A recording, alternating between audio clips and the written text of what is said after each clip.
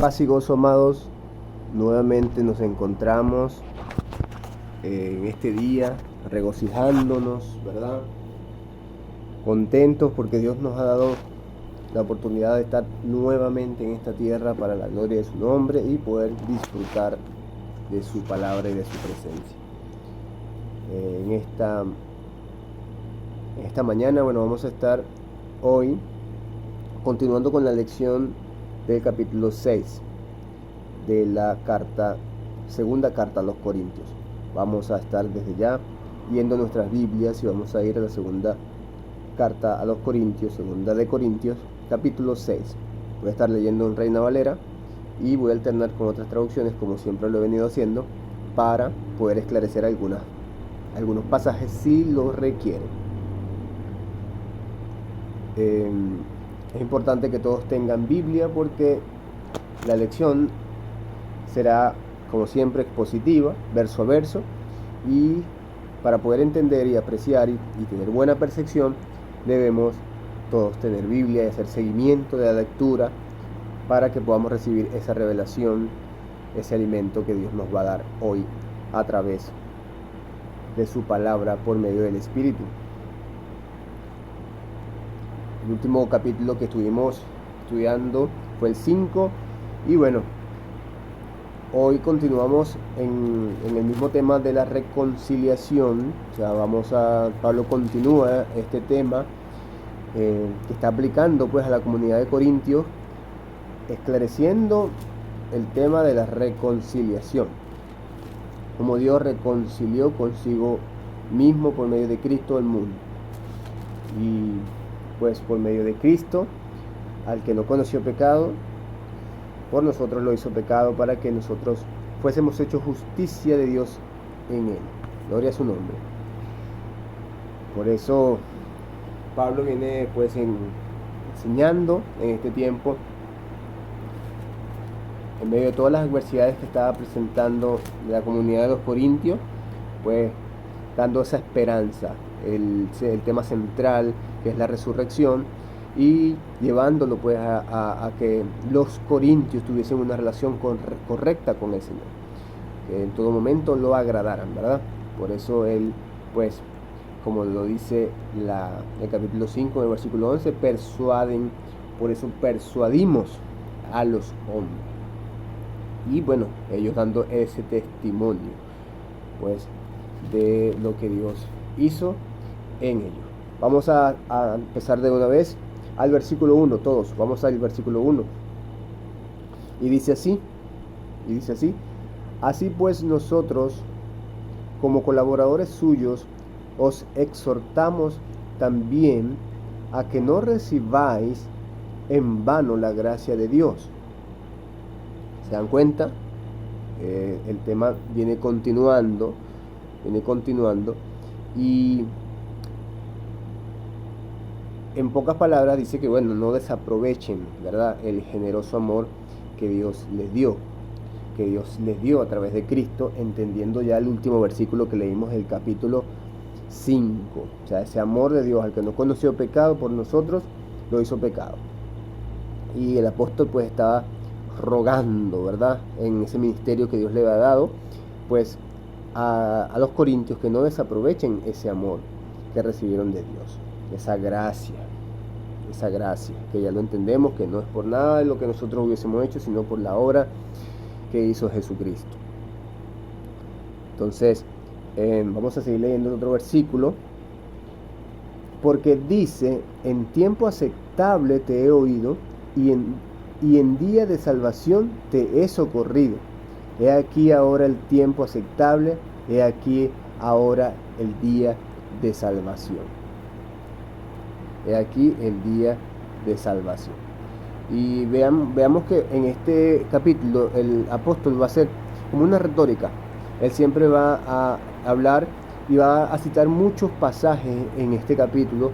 En este caso él está citando un versículo de Isaías, en el capítulo 49, que nos habla de ese tiempo futuro, de ese tiempo de salvación, que ya lo estamos viendo hecho real en este nuevo pacto, ¿no? Que es en Cristo Jesús. Y por eso, pues, todo ese mensaje que Pablo está relacionando, tanto él como sus colaboradores y también los corintios, acerca de la reconciliación, ¿verdad? Se centra realmente, pues, en el evangelio, en la muerte salvadora de Cristo, pues, y que es lo que en el versículo 1 él llama gracia. O sea, por eso es que él dice que la gracia de Dios no es en vano,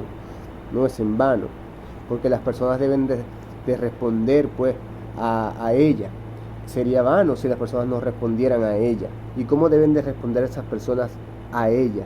Bueno, con arrepentimiento, que se vuelvan obedientes al servicio de Cristo en cada aspecto de sus vidas.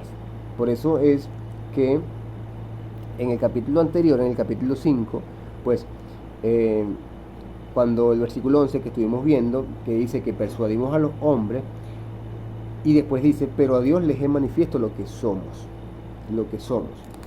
Por eso,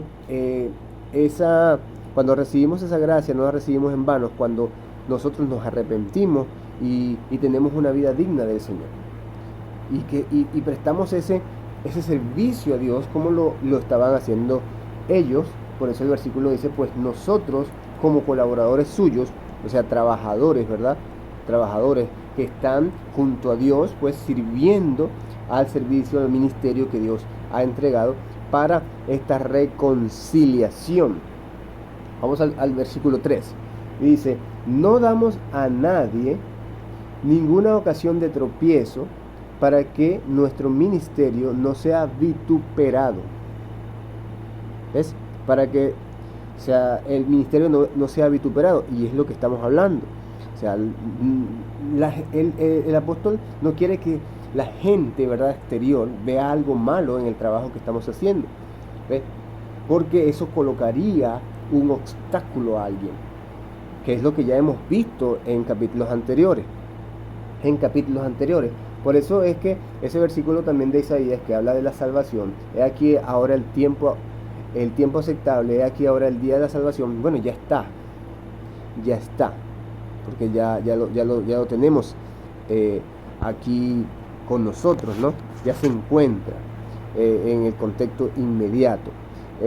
Hay un pasaje que también habla en Isaías, que dice, te haré luz para las naciones. Y pues todo eso se cumplió en el Mesías. Y cuando dice te haré luz para las naciones, hables de esto mismo, de este trabajo, de este ministerio que se le ha entregado a Pablo y a todos sus colaboradores, y en este tiempo a cada uno de nosotros, pues. Porque nosotros estamos participando en este ministerio de Jesús, en este llamado que pues es llevar y predicar el mensaje del Evangelio acerca del Hijo de Dios, que por eso dice que ya el tiempo llegó. Entonces, vamos a seguir leyendo. Dice, antes bien, no nos recomendamos en todo como ministros de Dios, en mucha paciencia. Voy a leerlo de nuevo. Antes bien, nos recomendamos en todo como ministros de Dios, en mucha paciencia, en tribulaciones, en necesidades, en angustias, voy a seguir leyendo, en azotes, en cárceles, en tumultos, en trabajo, en desvelos, en ayunos, en pureza, en ciencia, en longanimidad, en bondad, en el Espíritu Santo, en amor sincero, en palabra de verdad, en poder de Dios, con armas de justicia a diestra y a siniestra, por honra, por deshonra, por mala fama y por buena fama, como engañadores, pero veraces, como desconocidos, pero bien conocidos, como moribundos, mas he aquí vivimos, como castigados, mas no muertos, como entristecidos, mas siempre gozosos, como pobres, mas enriqueciendo a muchos, como no teniendo nada, mas poseyéndolo todo. Y fíjense, que este ministerio, cuando Pablo da esta demostración de sus padecimientos, ¿no? Él está siendo transparente, y obviamente él está mostrando allí su ministerio de honestidad, y por eso él no se jacta, porque probablemente, acuérdense que aquí había maestros que se exaltaban, se vanagloriaban o confiaban mucho en sus obras, en su sabiduría, y por eso Pablo probablemente, a diferencia de los falsos maestros de Corintio, que estamos seguros que destacarían sus propios éxitos, Pablo enumera todo lo que él ha padecido, porque esa es la humildad. Él no necesita ninguna carta de recomendación, eso fue lo que vimos en el capítulo 3. Él no necesita ninguna carta de recomendación, porque ya su trabajo y lo que ellos han venido haciendo, ya eso demuestra su servicio a Dios.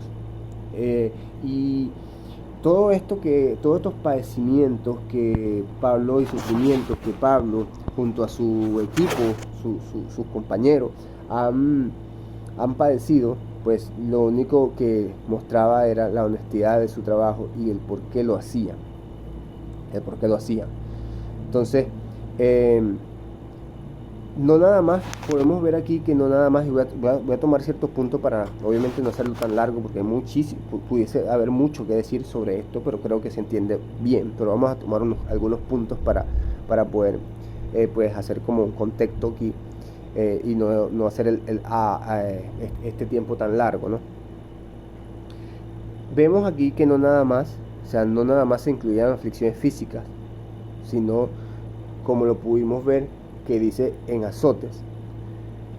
Si nosotros lo leemos en otra traducción, en azotes dice golpes. Nos golpean, nos meten en la cárcel, nos encontramos con gente que se enoja con nosotros y arma alboroto.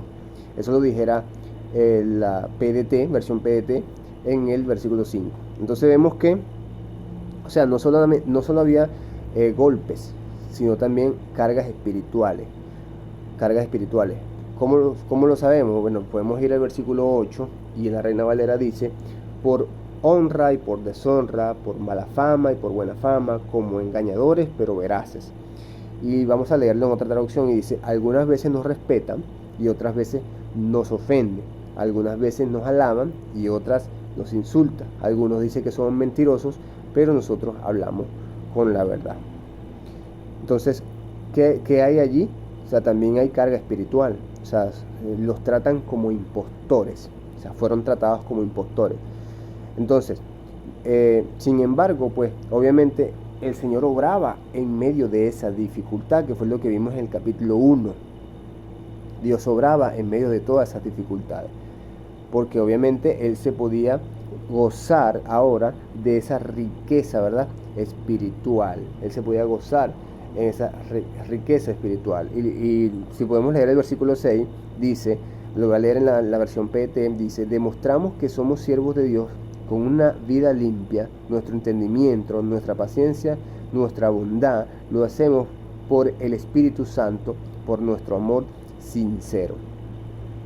Si se dan cuenta, pues obviamente ellos se podían, ¿verdad?, gozar porque el Espíritu Santo estaba en ellos.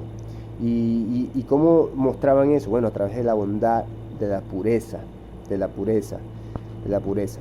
Entonces, ¿cuál era el mensaje principal de la predicación acá? A través de todo lo que está mostrando Pablo, ¿cuál era el mensaje principal? El mensaje principal era que Dios otorga justicia, ¿verdad? Otorga justicia, porque vemos en el versículo 7, dice: en palabra de verdad, en poder de Dios, con armas de justicia a diestra y a siniestra. Lo vamos a leer en otra traducción, y dice: por nuestro mensaje verdadero y por el poder de Dios, vivir con rectitud nos da las armas para defendernos de cualquier ataque. Entonces, vemos que hay la justicia, la justicia de Dios, el vivir con justicia, que obviamente la otorga Dios, a quienes creen obviamente en la muerte y resurrección de Cristo. O sea, es la mejor defensa de los cristianos desde cualquier punto de vista a través de todo lo que Pablo está mostrando aquí. O sea, Dios ayuda a superar todas las dificultades. Todas las dificultades. Dios ayuda. Y Pablo lo aclara ahora en el versículo 8 y 9. Y dice, por honra y por deshonra, por mala fama y por buena fama, como engañadores pero veraces, como desconocidos pero bien conocidos, como moribundos, mas he aquí vivimos, como castigados pero no muertos, como entristecidos mas siempre gozosos, como pobres mas enriqueciendo mucho, como no teniendo nada mas poseyéndolo todo.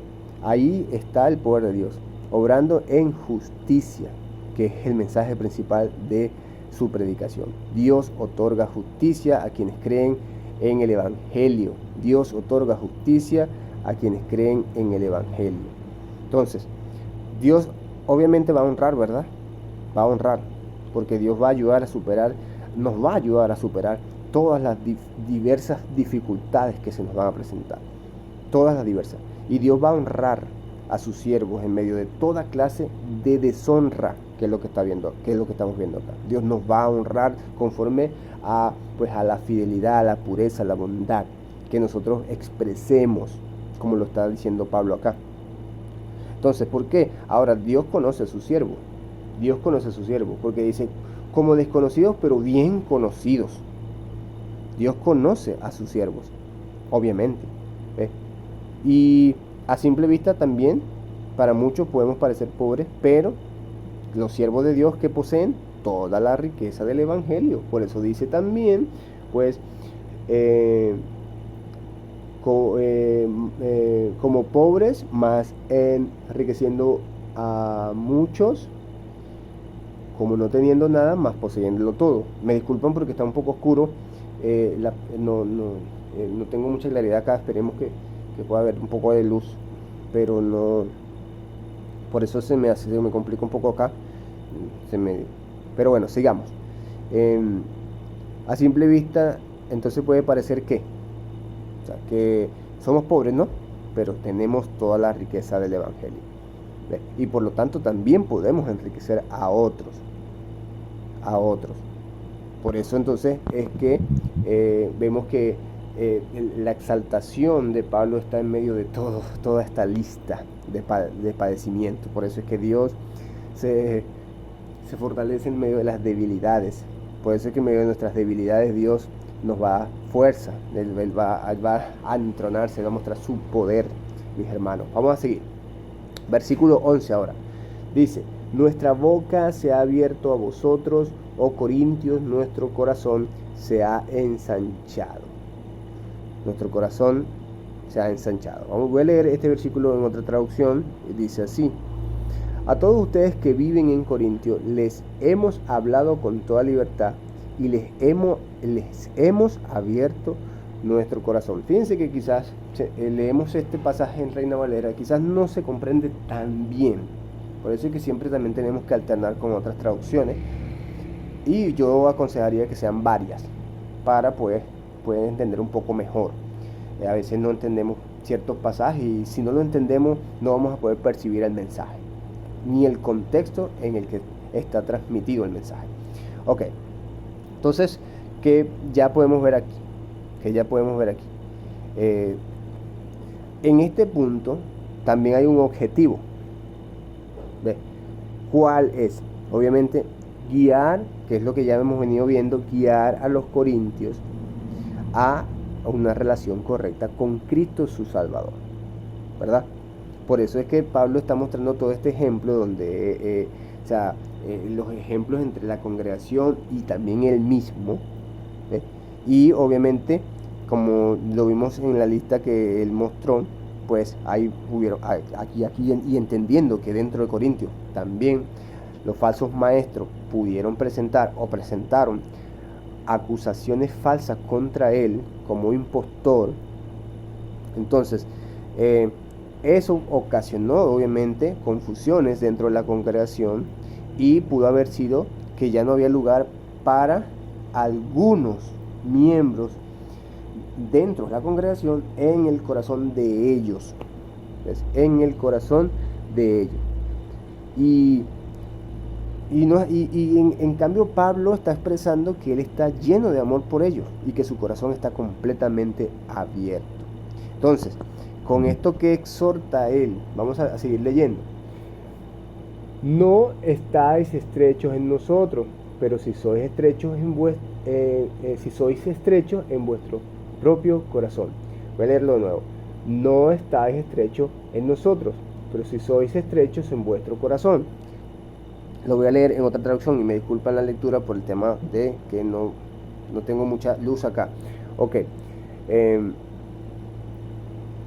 Vamos a leer el versículo 12 en otra traducción. Dice: no se han acabado los sentimientos ni el amor que tenemos por ustedes. Son ustedes los que ya no sienten amor por nosotros. Se ve que se comprende mucho mejor. Y eso pudo haber pasado, como les estoy diciendo, pues ese amor que ya no sienten por nosotros, eso pudo haber pasado por todo lo que las acusaciones que los falsos maestros tenían contra el apóstol. Entonces, obviamente el apóstol muestra pues que su corazón está lleno de amor por ellos y que era el momento, obviamente, de que ellos también correspondieran a ese amor, ¿ves? Y que abrieran su corazón también para pues que se correspondan unos a otros. Recordando pues que Pablo fundó esa congregación y, como lo va a decir el versículo más abajo, versículo 13, pues para corresponder del mismo modo como a hijos hablo, ensanchaos también vosotros. Vamos a leer la otra traducción y dice: les hablo como si fueran mis hijos, hagan lo mismo que hemos hecho nosotros, muéstrenos el mismo afecto. Voy a leer estos tres versículos últimos completamente. En la otra traducción dice: a todos ustedes que viven en Corintio les hemos hablado con toda libertad y les hemos abierto nuestro corazón. No se han acabado los sufrimientos ni el amor que tenemos por ustedes. Son ustedes los que ya no sienten amor por nosotros. Les hablo como si fueran mis hijos. Hagan lo mismo que hemos hecho nosotros, muéstrenos el mismo afecto. Por eso les digo, era el momento, pues, ¿verdad? Pablo está diciendo que era el momento de que ellos correspondieran a ese amor. Recordando que Pablo fundó esa congregación y por eso él, pues, les hablaba con el ejemplo de padre a hijo. Incluso este versículo ha sido un tema también, porque hay iglesias que, ojo, sin faltar respeto, pero hay iglesias que consideran que Pablo era un padre espiritual para ellos. Es respetable ese punto, pero hay que tener mucho cuidado porque eso ha llevado a abuso de autoridad, eso ha llevado a tiranía y muchas otras cosas que se han presentado a lo largo de un mal entendimiento de este versículo. Aquí Pablo lo único que está haciendo es dar un ejemplo de padre a hijo. O sea, está hablando cómo sería el amor de un padre a hijo. No quiere decir que él es un padre espiritual para ellos. Si alguien, ve o siente que algún pastor es padre espiritual, bueno, tiene que ser dentro de los fundamentos bíblicos que se está expresando, no más allá de allí. No voy a explicar esto ahora, pero espero que lo puedan percibir y Dios les dé el entendimiento para que tengan mucho cuidado, porque hay que tener mucho cuidado de los falsos maestros, los falsos pastores, y de llamar un padre o que se tergiverse lo que es el mensaje que Pablo quiere mostrar acá. Ok, vamos a seguir. Entonces, por eso Pablo da ese ejemplo, ¿verdad? De igual manera, yo quiero ir un momento a Primera de Corintios. Vamos a Primera de Corintios porque sé que eso va a generar una preguntita. Vamos a aclarar rápido acá. Vamos a Primera de Corintios 4, que estuvimos viendo, Primera de Corintios 4, ¿verdad? Y vamos a el versículo 14.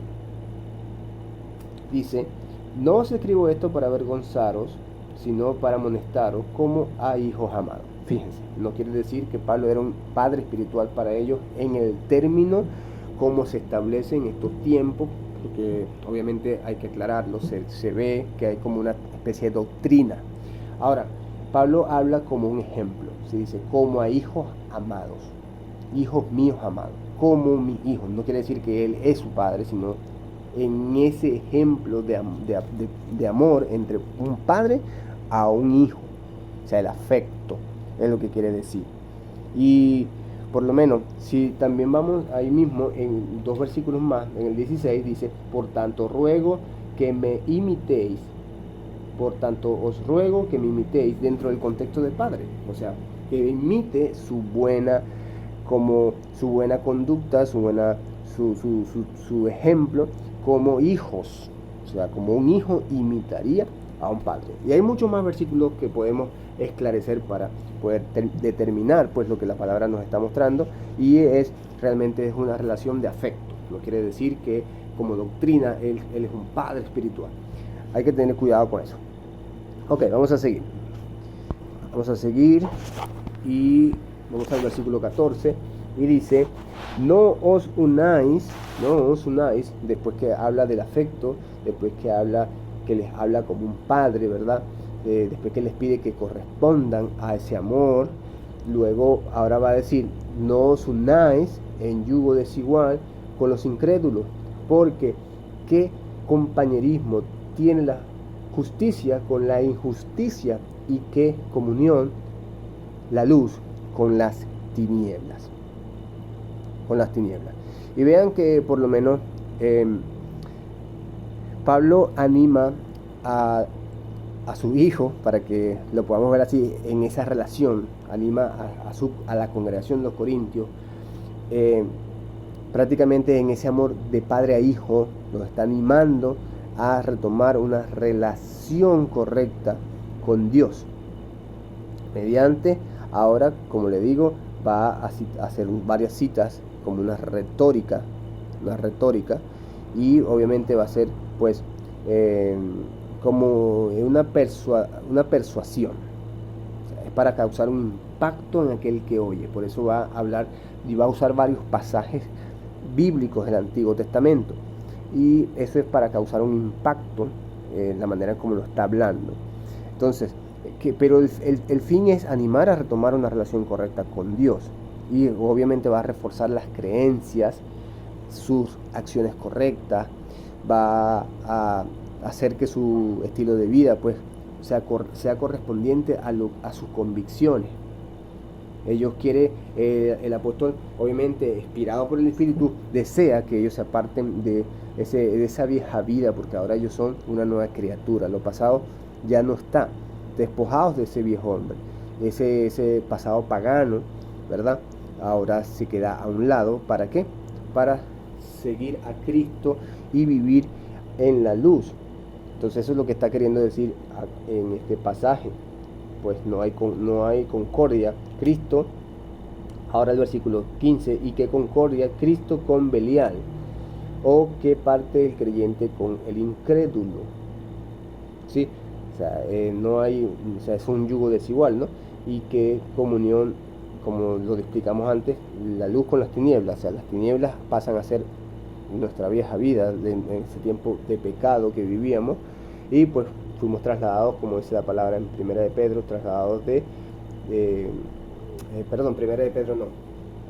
fuimos trasladados de las tinieblas a su luz admirable. Trasladados de las tinieblas a su luz admirable. Eso está obviamente en Colosenses, disculpen, eso está en Colosenses. Lo podemos ver en Colosenses 1:3. Y entonces, eso es lo que nos está enseñando acá el apóstol. O sea, nos está explicando pues que obviamente no, él desea que vivamos una vida que corresponda a nuestra convicción, a nuestra fe en esta tierra, una vida terrenal pues que concuerde pues con lo que nosotros profesamos. Ahora, ¿qué concordia Cristo con Belial? Ahora, ¿qué es Belial? Belial pues obviamente era el nombre para Satanás que se usaba en los escritos judíos en la época del Antiguo Testamento. Y esa pregunta, ¿qué concordia tiene Cristo con Belial? Pues obviamente nosotros como cristianos no podemos servir bajo el dominio de Satanás. obviamente, no podemos servir bajo el dominio de Satanás.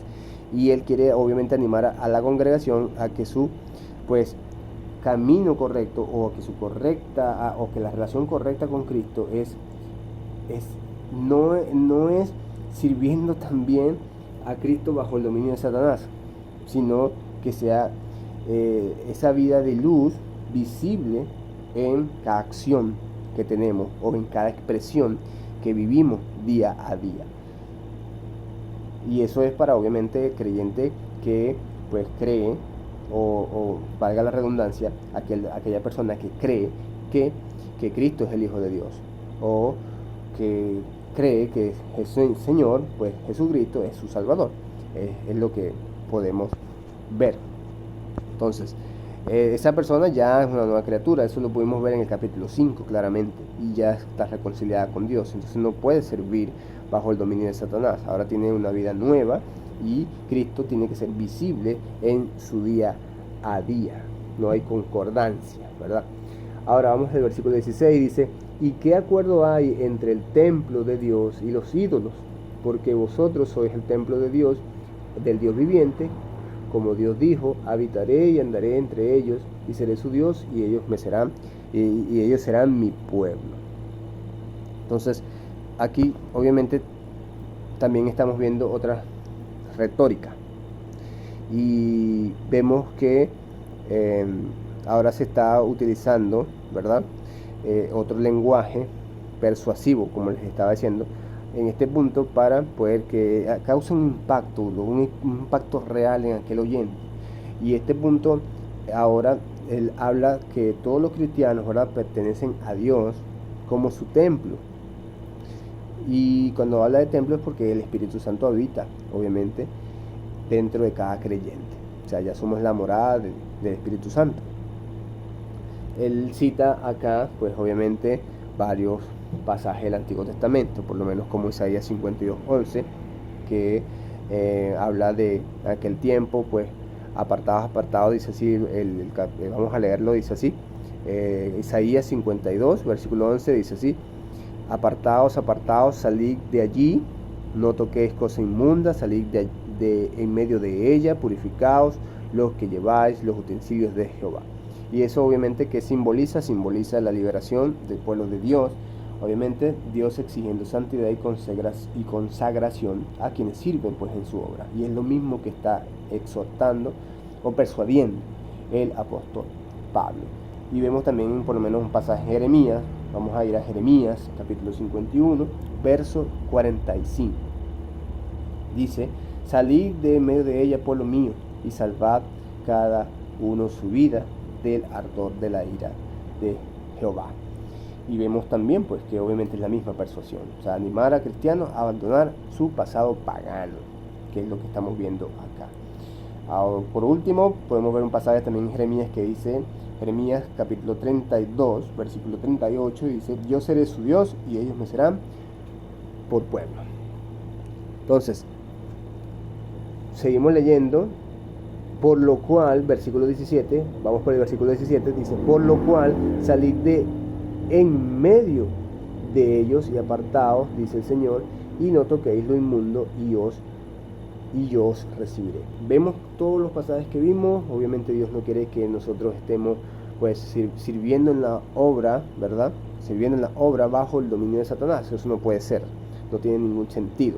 Entonces, por eso nosotros tenemos que pues tener una relación correcta con Cristo, para que la santidad de Cristo repose sobre nosotros y nosotros tengamos una vida de luz, porque nosotros fuimos llamados a ser luz en medio de las naciones. Ahora, vamos a ver que también dice: y yo os recibiré. Y eso hay mucho que explicar, ¿no? Pero para ser breve podemos irnos rápidamente. Hay un pasaje donde Jesús dice pues que todo lo que a mí viene, o sea, todo lo que el Padre me da y a mí viene, yo no echaré fuera. Y obviamente pues ahí vemos o sea, cómo la conexión bíblica que nos muestra que obviamente, o sea, el Padre nos va a recibir, así como también está el ejemplo del hijo pródigo, de esa parábola del hijo pródigo, que también pues muestra eso. O sea, el Padre anhela que nosotros seamos limpiados, purificados y que realmente tengamos un arrepentimiento genuino para que tengamos una relación correcta con Cristo y que no nada más sea una relación correcta con Cristo, sino que también sea visible en nuestra vida diaria. Por eso es que él dice, o sea, sal de allí que yo te recibiré con los brazos abiertos. Y vemos también, por lo menos en 2 de Samuel, hay un pasaje donde él dice que va para David, obviamente, ¿no? Yo le seré a él por padre y él me será a mí por hijo. Y es lo que es como él cierra acá. Y seré para vosotros por padre, versículo 18, y seré para vosotros por padre y vosotros me seréis hijo e hija, dice el Señor Todopoderoso. Y ese simbolismo que Dios está mostrando y que nos está revelando en este tiempo a través de este nuevo pacto. Por eso es que es muy importante, mis hermanos, que como lo vimos en el capítulo 3, 4 y lo que hemos estado viendo a lo largo de estos últimos 3 capítulos que habla del nuevo pacto, nosotros no somos los que tenemos el velo, ya nosotros tenemos la luz de Cristo resplandeciendo y ya Dios nos ha quitado el velo para poder entender pues cómo Él ha venido obrando en este ministerio del Espíritu para la salvación de sus hijos. Entonces, bueno, hasta aquí quedamos por hoy. Espero que sea de gran edificación este capítulo 6, repásenlo y pues nos vemos ahora en el capítulo 7, para la gloria de